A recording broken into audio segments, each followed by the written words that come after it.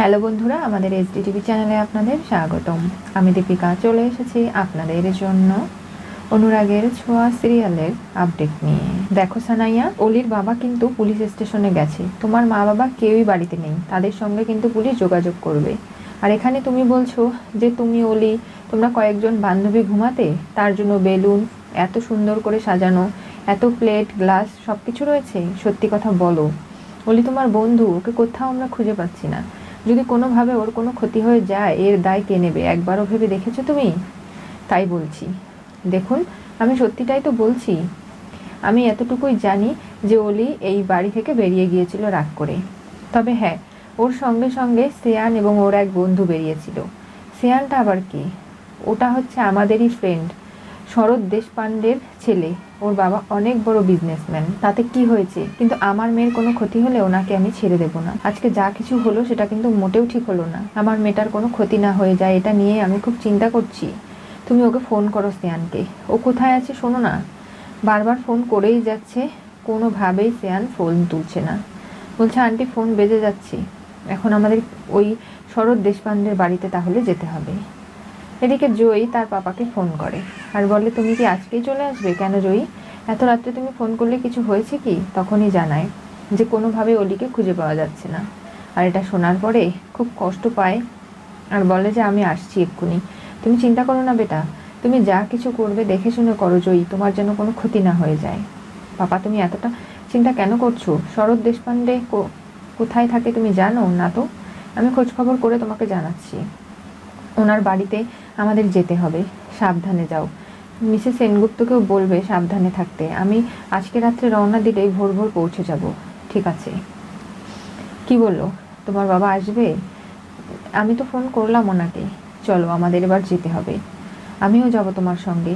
জয়ী, তুমি যেতে পারবে? কেন নয়? শরৎ দেশপাণ্ডের বাড়িতে উদ্দেশ্যে রওনা দেয় তারা।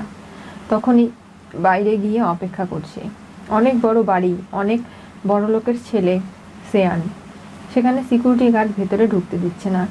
এদিকে শ্রেয়ান তার বাবাকে বলে যে আমার দ্বারা একটা ক্ষতি হয়ে গেছে। কি হয়েছে? একজনের অ্যাক্সিডেন্ট হয়েছে। কে সেই? আমার একটা বন্ধু ছিল সোনা, তার অ্যাক্সিডেন্ট হয়েছে। কি? আমার গাড়িতে তুলেছিলাম। এরপরে ওর মা বাবা নিয়ে আমি অনেক খারাপ খারাপ কথা বলায় ও রেগে যায়, কষে একটা চর বসায় আমার গালে। এরপরে আমিও রেগে যাই। গাড়ি খুব স্পিডে চলছিল আর তখনই ও গাড়ি থেকে লাফ দেয়। কি বলছো? কি ও বেঁচে আছে? জানি না, ওকে ওই অবস্থায় ফেলে দিয়ে বাড়ি চলে এসেছি। ড্রাইভার আঙ্কেলকে বলেছি কাউকে কিছু বলতে না। কষে একটা চর বসায় শ্রেয়ানের গালে তার বাবা। বলে, এরকম করে তুমি আমাকে ফাঁসাবে? আমি বিজনেস করি, আমার একটা খারাপ যদি রেপুটেশন তৈরি হয় তখন কি হবে ভেবে রেখেছো সেটা? যাও, তোমাকে কালকেই বিদেশে পাঠিয়ে দেবো। এখন ঘরে যাও, ঘর থেকে বেরোবে না। সিকিউরিটি গার্ড দৌড়ে দৌড়ে এসে বলে যে স্যার, একজন মহিলা এসেছে, নাসুরবান্দা। সে কোনোভাবে আপনার সঙ্গে দেখা না করে যাবে না। তখনই দীপা শরৎ দেশপাণ্ডে বলে চিৎকার চেঁচামেচি করছে। সে বাইরে যায়। জয়ীর পাপা গাড়ি নিয়ে বেরিয়ে পড়েছে, কিন্তু কোনো একটা কারণে হাইওয়ে বন্ধ রয়েছে। সেখান দিয়ে গাড়ি যাচ্ছে না, কোনো একটা অ্যাক্সিডেন্ট হয়েছে তাই। আর তার কারণেই কোনোভাবেই আসতে পারে না সাক্ষ্য। ফোন করে জয়ীকে জানায় যে তুমি কিন্তু নিজে সাবধানে থেকো, আর মিসেস সেনগুপ্তকেও। আমি যেতে পারছি না, আমি এখানে আটকা পড়ে গেছি। কি বললো? আসতে পারবে না। জয়ী, তোমাকে এখানে আনাটা আমার উচিত হয়নি। কেন? কারণ আমি একলা আসতাম সেটাই ভালো, জানি না এখানে আমাদের জন্য কোন বিপদ অপেক্ষা করবে। দুজনে চলে এসেছি, তুমি এমনি অসুস্থ, কি হবে বলো তো? কিচ্ছু হবে না মা। জয়ী ভয় পায় না। জয়ীর চোখে এরকম আগুন দেখে রূপার কথা মনে পড়ে যায় দীপার। যে রূপা এরকম বলতো যে রূপাকে একলা বাড়ি থেকে বেরিয়েছে আজকে নতুন। রূপা তো বের হয়, আর রূপা কাউকে ভয় পায় না। তখনই দীপা ভাবতে লাগে যে একদম আমার রূপার মতো কথা বলছে, চোখে দেখতে পারে না, শরীর খারাপ, অথচ এতটা মনের জোর কি করে পারছে? কি ভাবছো মা তুমি? না, কিছু না। তখনই শরৎ দেশপাণ্ডে চলে আসে। কি ব্যাপার, আপনি চিৎকার করছেন কেন রাত্রিবেলা আমার বাড়িতে এসে? আপনার ছেলে শ্রেয়ানকে ডাকুন। আমার মেয়ে মিসিং, আপনার ছেলের সঙ্গেই ছিল। আমি ওকে জিজ্ঞাসা করতে চাই, আমার ছেলে বাড়িতে আছে, ও তো কোথাও যায়নি। মিথ্যে কথা বলবেন না। আপনার কাছে সার্চ ওয়ারেন্ট রয়েছে? এরপরে পুলিশ নিয়ে সার্চ ওয়ারেন্ট নিয়ে আমার বাড়িতে আসবেন, তার আগে নয়। আমার ছেলের বিরুদ্ধে এত বড় অ্যালিগেশন কোনোভাবেই কিন্তু মেনে নেব না। যা কিছু বলছেন সেগুলো কিন্তু কোনোভাবেই প্রমাণ ছাড়া বিশ্বাসযোগ্য না। এই বলে চলে যায়। দেখলে যে ব্যবহারটা করলো, আমার মনে হলো উনি কিছু লুকোনোর চেষ্টা করছে। কি বলছো মা? হ্যাঁ, তাই বলছি জয়ী, যেভাবেই হোক আমাদের খুঁজে বের করতে হবে সোনাকে, আমি ওকে হারিয়ে যেতে দেবো না এরকম করে।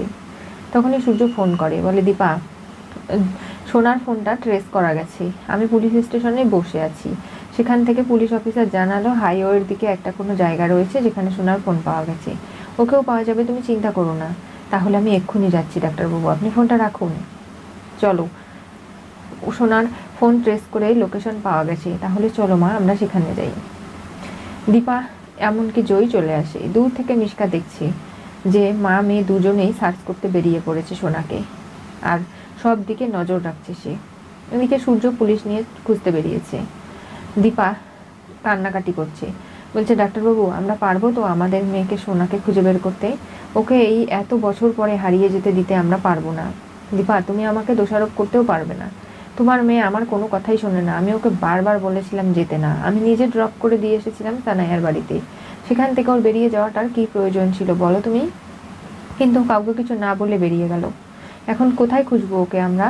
দীপা কান্না করছে আর এগিয়ে গিয়ে পুলিশের সঙ্গে খুঁজছে। তখনই রূপা ফোন করে মিশকাকে। মিশকা গাড়িতে তো দূরে বসেই আছে। কি ব্যাপার মিশকা আন্টি, তুমি কি হিংসুকুটিকে এরকম করে নিয়ে গেছো? না, আমি কিচ্ছু করিনি।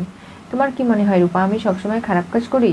না, আমি তোমার বোনের কোনো ক্ষতি করিনি। হ্যাঁ, আমি তোমাকে সবসময় চোখে চোখে রাখছি ঠিকই, কিন্তু আমার সব কাজেই তুমি খারাপ কেন ধরো? দেখো মিশকা আন্টি, আমার বোনের যদি কোনো ক্ষতি হয় আমি তোমাকে ছেড়ে দেবো না, আমি কিন্তু পাপাকে এবং মাকে সব কথা বলে দেবো। হ্যাঁ, রূপা বাবার উপর রেগে আছে ঠিকই, কিন্তু নিজের বাবাকে কখনোই মিথ্যেটা বলবে না, সত্যি সব কিছু বলে দেবো। তখন কি করবে তুমি একবারও ভেবে রেখেছো? এই আমাকে একদম থ্রেট করবে না। মিশকা নিজের কাজের জন্য কখনো কাউকে সাফাই দেয় না, বুঝতে পেরেছো? আর তুমি চোখে দেখতে পারো না, অথচ তোমার এতটা দেমাগ রূপা। আমি তোমাকে বলেছিলাম তোমার মাকে শেষ করতে আমার 2 সেকেন্ড লাগবে, দেখিয়ে দিয়েছি না যারা।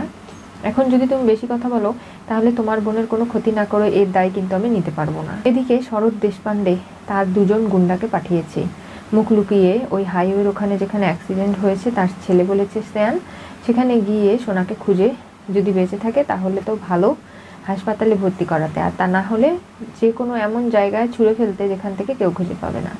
গুন্ডাগুলো গিয়ে সোনার খোঁজ পেয়ে যায়, এরপরে ফোন করে, আর তখনই হঠাৎ দীপা পুলিশ নিয়ে চলে আসে। আর দীপা দেখতে পাচ্ছে চিৎকার করছে, কান্নাকাটি করছে, কিন্তু ওখানে সোনার জুতা পরে আছে। হ্যাঁ, এটা তো সোনা মায়ের, তাহলে ও আশেপাশেই রয়েছে, সবাই চিৎকার করছে, কিন্তু কোনোভাবেই সোনাকে কোথাও খুঁজে পাওয়া যাচ্ছে না। দীপা দূরে দেখে সোনাকে, তখনই সে এগিয়ে আসে। গুন্ডাগুলো দীপার ওপর অ্যাটাক করে, বলে আজকে তোকেও শেষ করে দেবো, মুখ একেবারে চিরজীবনের মতো বন্ধ করে দেবো। তার মানে তোরাই আমার মেয়ের সঙ্গে খারাপ কিছু করেছিস তাই না? তোদের আমি ছেড়ে দেবো না। এই বলে একজনের মাথায় ইট দিয়ে ঢেল ছড়ে, আরেকজন বন্দুক তাক করে দীপার দিকে। তখনই সূর্য সেখানে এসে যায় এবং মারপিট করতে শুরু করে গুন্ডাদের সঙ্গে, কোনোভাবেই দীপার কোনো ক্ষতি হতে দিতে চায় না। এদিকে মিশকা দেখতে পেয়েছে সোনাকে, সে সোনাকে আস্তে করে তুলে সেখান থেকে গাড়ি করে নিয়ে বেরিয়ে যায়। আর সব সময় দীপা বলছে যে এখানে আমি আমার মেয়েকে দেখেছিলাম শুয়ে থাকতে, কোনোভাবে ওটা সোনা ছাড়া অন্য কেউ হতে পারে না, কিন্তু তাহলে কে নিয়ে গেল ওকে? আশেপাশটা ভালো করে পুলিশকে সার্চ করতে বলা হয়, কেউ না কেউ তো এখানে ছিল তৃতীয় পক্ষ ব্যক্তি যে নিয়ে গেছে সোনাকে। দীপা খুব কান্না করে। সূর্য বলে কান্না করো না দীপা, আমরা বাবা মা দুজনে মিলে আমাদের সন্তানকে ঠিক খুঁজে বের করতে পারবো, তুমি এতটা কষ্ট কেন পাচ্ছ? আমরা তো একসাথে আছি তাই না? তখনই সাইডে গিয়ে জয়ী ফোন করে, মিশকা আন্টি তুমি নিয়ে গেছো তাই না হিংসুকুটিকে? কারণ আমি বুঝতে পারছি, আমি তোমার পারফিউমের ঘ্রাণ পেয়েছি যে তুমি যে আমার বোনকে নিয়ে গেছো, এর ফল কিন্তু ভালো হবে না। মিশকা অবাক হয়ে যাচ্ছে, বলে যে আমার বোনের কোনো ক্ষতি হলে আমি যে কত দূর যেতে পারি তুমি জানো না। সেই সব কিছু শুনে মিশকা ভয় পাচ্ছে না, কিন্তু রূপা যে ছোটো থেকে দুরন্ত ডান পিঠে সেটা খুব ভালো করে জানে। চারু কোনোভাবে বাড়িতে মন টিকছে না, সে চিঠি লেখে আর ভাবে যে না, অলি তুমি যদি বাড়ি ফিরে এসো তাহলে আমাকে ফোন করো, কারণ তোমার জন্য অপেক্ষায় বাড়িতে বসে টেনশন করতে আমি পাচ্ছি না, তোমাকে খুঁজতে যাচ্ছি। তুমি আমাকে মায়ের জায়গা দিয়েছো, সেই জায়গায় আমি তোমাকে ঠিক যত্ন করে আগলে রাখবো। আর চারু ভাবতে লাগে যে আমাকে তো এসএস বললো বাড়ি থেকে যেতে না, যদি অলি বাড়িতে ফিরে আসে তাই চিঠিটা লিখে গেলাম, যদি ও দেখতে পায় তাহলে অবশ্যই আমাকে কল ব্যাক করবে। আর আমি অলিকে আঁকড়ে এত বছর বেঁচেছি, তাই অলির কোনো ক্ষতি আমি হতে দিতে পারবো না। আমাকে তো যেতেই হবে, এসএস কোনো খবর আমাকে দিচ্ছে না, আমার তো খুব চিন্তা হচ্ছে। এই নিয়ে নানাভাবে চারু বাড়ি থেকে ব্যাগ নিয়ে বেরিয়ে যায়। ওদিকে দীপা নিজেকে সামলাতেই পারছে না, তার মেয়েকে এখন সে কোথায় পাবে? মিশকা গাড়ি করে নিয়ে যাচ্ছে, আর বলছে সোনার এবার আমি কি অবস্থা করি রূপা, তুমি শুধু দেখো। আমি কোনো কিছু না করেও যখন দোষের ভাগী হয়েছি, তখন আমি এমন কিছু করব যে সোনাকে দেখলে তোমরা চিনতেই পারবে না, আর সোনার এমন ক্ষতি করে দেব যে তোমরা ভাবতেও পারছো না। কি হতে চলেছে অনুরাগের ছোঁয়া সিরিয়ালের পরবর্তী টুইস্টে? মিশকা সোনাকে কিডন্যাপ করে গাড়িতে তুলে নিয়ে যাচ্ছে। রূপা সত্যিটা সূর্য দীপাকে জানাবে। মিশকাকে কিন্তু রূপা থ্রেট করে, বলে যে দেখো তুমি যদি আমার বোনের কোনো ক্ষতি করে দাও আমি তোমাকে ছেড়ে দেবো না, আমি কিন্তু সূর্য সেনগুপ্তকে সবটা বলে দেবো, এমনকি দীপাকেও। তুমি চেনো না রূপা কতটা ডান পিঠে, এবং রূপা কোনোভাবেই কোনো কিছুকে ভয় পায় না, ছোট থেকে এরকম আমি, আমার বোনের ক্ষতি আমি হতে দেবো না। মিশকা আরও রেগে গিয়ে সোনাকে তুলে নিয়ে চলে যায়। এখন সোনার সঙ্গে না জানি কি ঘটাবে। সোনা তো আগে থেকেই মিশকাকে খুব ভয় পেত, আর পচা আন্টি বলে ডাকতো।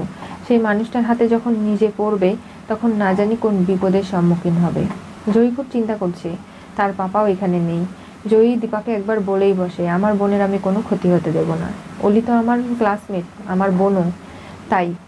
দীপা কি করবে বুঝতে পারছে না। সূর্য দীপা হাত গুটিয়ে বসে না থেকে খোঁজার চেষ্টা করছে। জানতে চোখ রাখতে হবে আমাদের চ্যানেলে। পাশে থাকা বেল আইকনটি অবশ্যই করে ক্লিক করুন।